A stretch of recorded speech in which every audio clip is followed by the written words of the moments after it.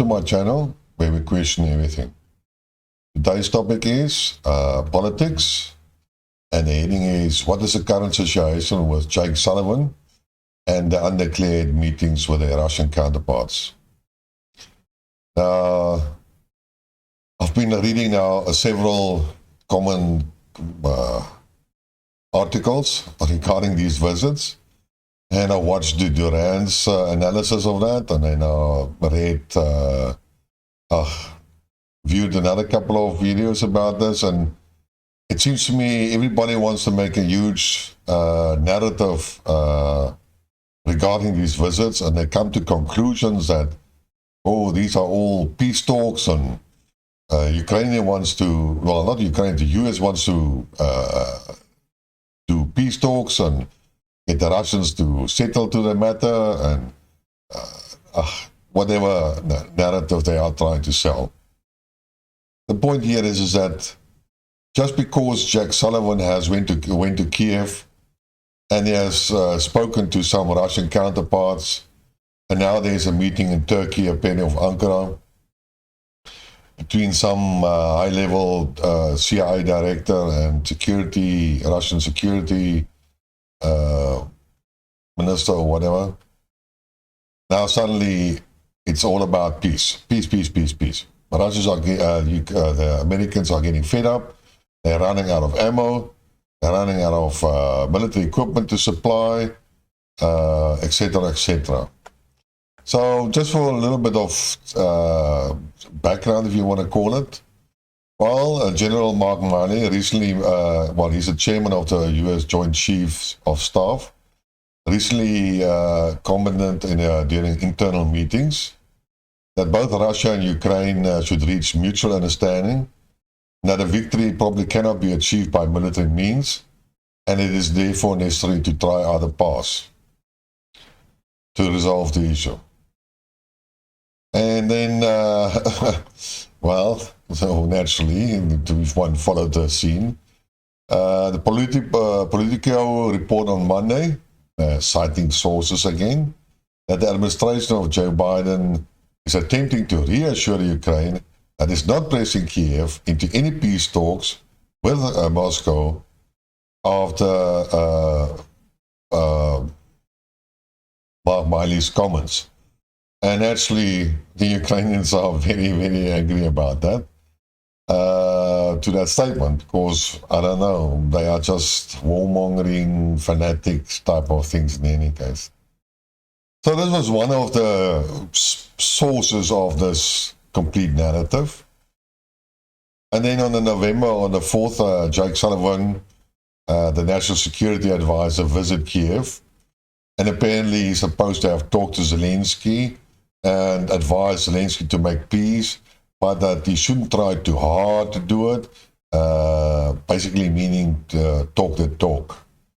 Now, I'm not totally sure where these guys get their information from. I mean, they didn't attend these meetings. There were no press briefings or anything like that. So it's all assumptions and fiction, if you want to call it. But they are trying to connect all the dots. And sometimes connecting all the dots, but you don't know what's happening, gives you the wrong picture. But let's continue. On the November the 7th, Reuters reported that Sullivan was engaged in confidential talks with senior Russian officials aimed at the risk of broader war over Ukraine. And he said that the talks were ongoing, and basically what they said, or what Sullivan said afterwards, that they have been necessary to clarify potential misunderstandings and try to reduce risk and reduce the possibility of catastrophes like the potential use of nuclear weapons. Well, that makes a lot of sense, but apparently that is being rejected by our pro-Russian commentators. No, that's all a lie, it's all a shine. They were probably talking about peace, making peace. Well, they changed the evidence of the facts in order to fit their narratives.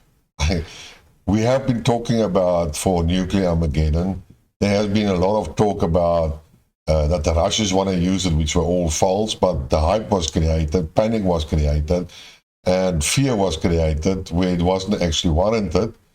And actually, you would think that a person like Jack Sullivan in his position would talk to his counterpart in Russia to calm things down, to clarify the matter, probably explain to them that, hey, all this rhetoric was for local consumption or whatever, they never meant it, and what situations would the Russians really use nuclear weapons, and then hear from the Russian side, no, we will never use it in those circles. Oh, thank God, and so on. Now I can go back and report to Joe Biden. That's probably what happened.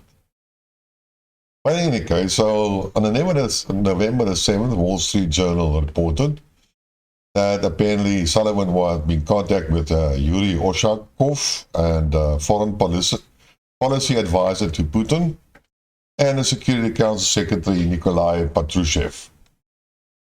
Nobody knows what they have been talked about. I actually read an article where the Russians actually asked the Americans not to divulge the contents of that speech or that conversation. So basically nothing has come out. So the only deductions that can be made is because one security advisor, well, Security Council Secretary of the Russians are talking to, I'm going to say it, the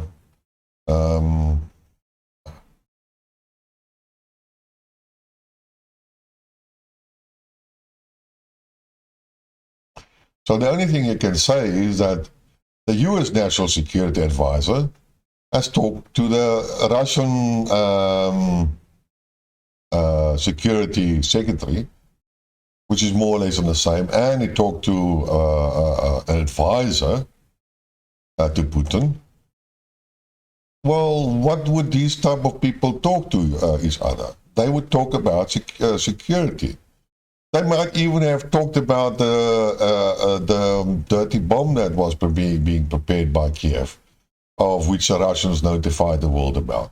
Who knows? Nobody really knows. Doesn't mean anything. And why, if you want to talk peace, do you send security advisors? In any case, and then the same Security Council Secretary Nikolai Patrushev said on Tuesday the 15th or the 14th, apparently that the Western supplied arms and foreign mercenaries were priority targets for Russian forces fighting in Ukraine. Does it sound like there were any peace talks and so on? No.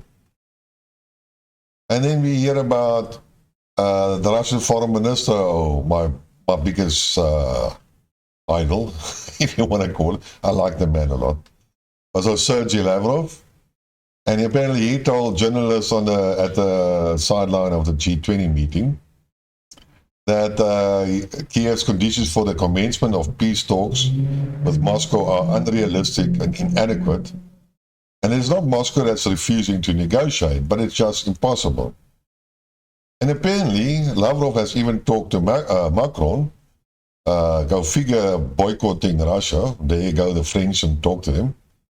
And apparently he told Macron that all the problems are on the Ukrainian side, which categorically refuses any talks and put forward conditions that are invariably unrealistic and inadequate, considering the situation. And on the same name, the Commerson Daily announced that there was a meeting between the director of Russia's Foreign Intelligence Service and the CIA director.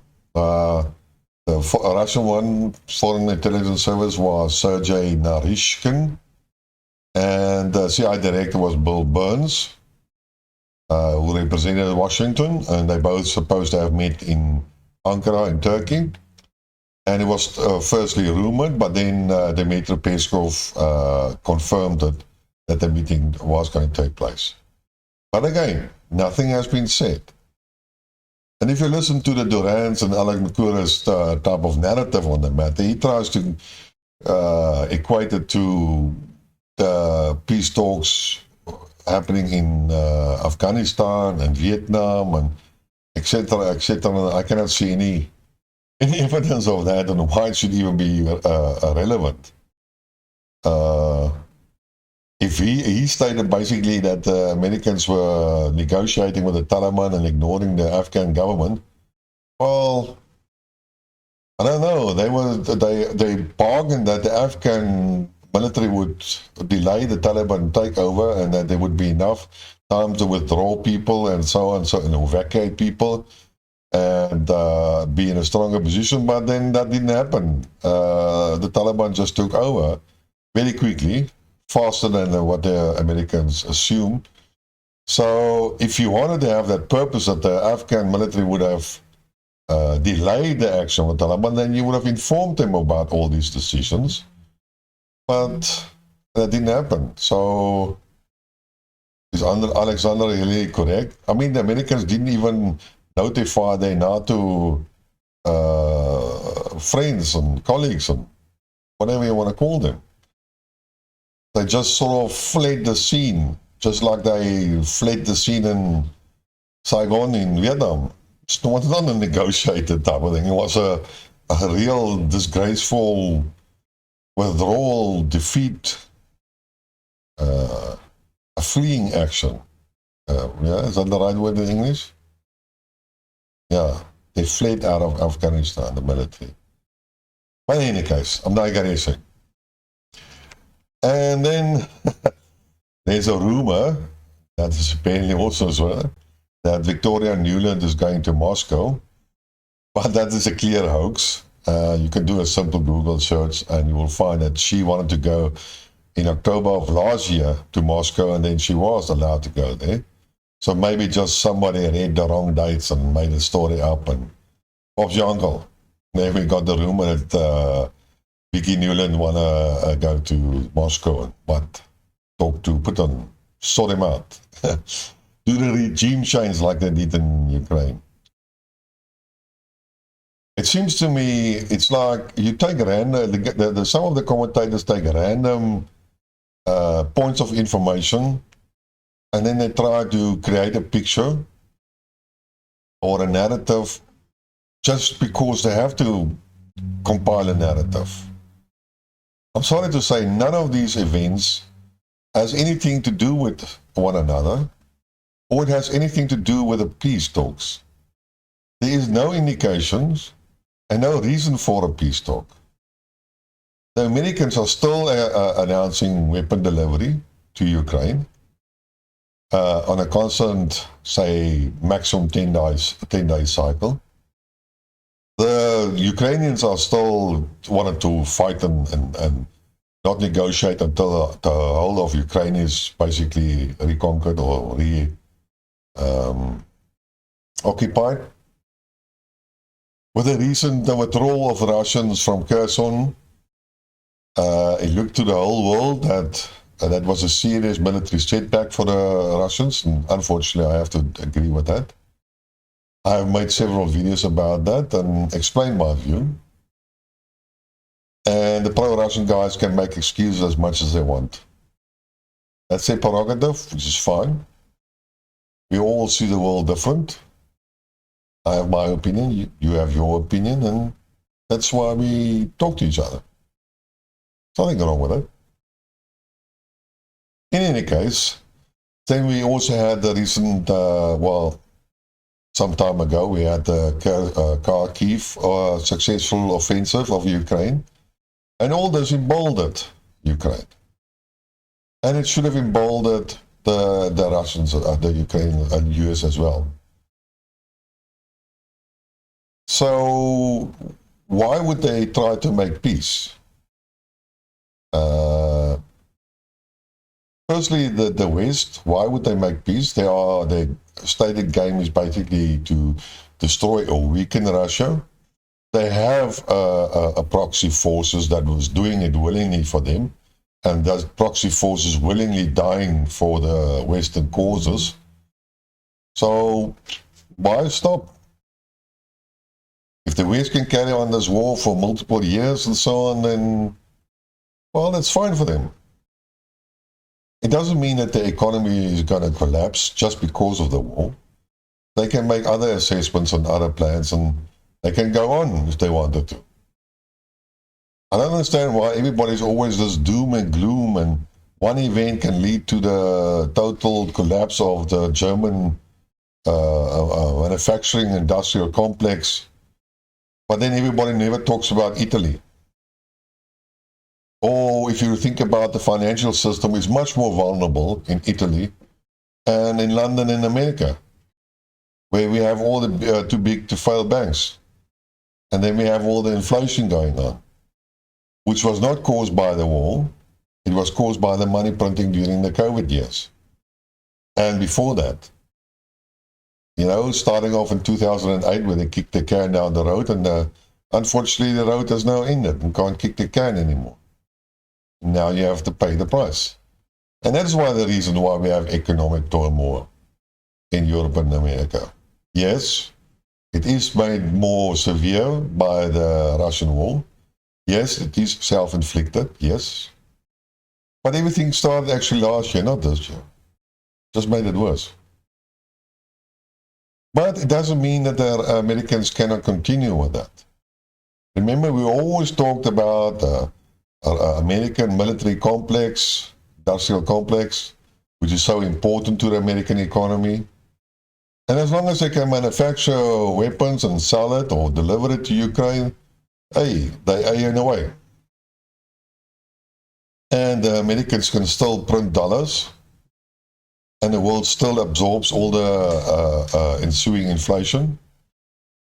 Well, it's going to come sometimes, the chicken's going to come home to roost, but maybe that's still 2 or 3 or 4 years down the line. I'm not sure. I'm not an economist. And we can never see all the rest of the world and all the factors that can influence it.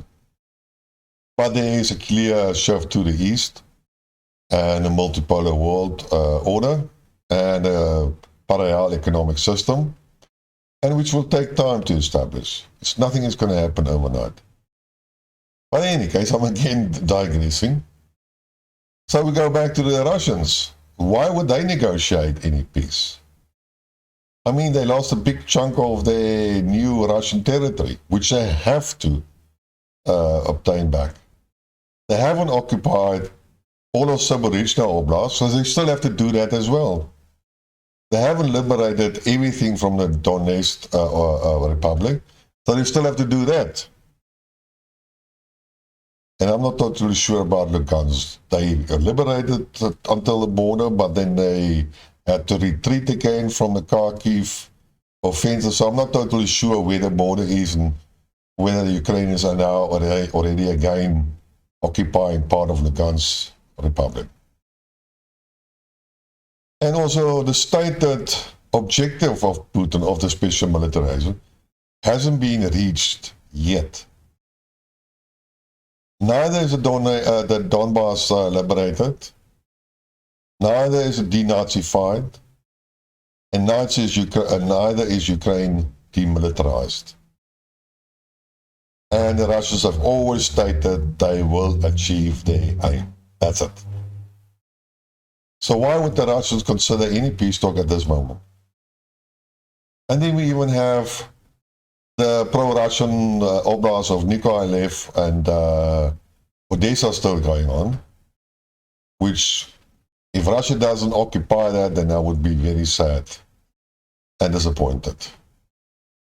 Well, that's just a personal feeling, but I really was hoping that they would do it. But then war is war, and war is always bad and ugly. So, and politics are politics, and that's only a personal wish. Hey, and I don't even have a skin in the game.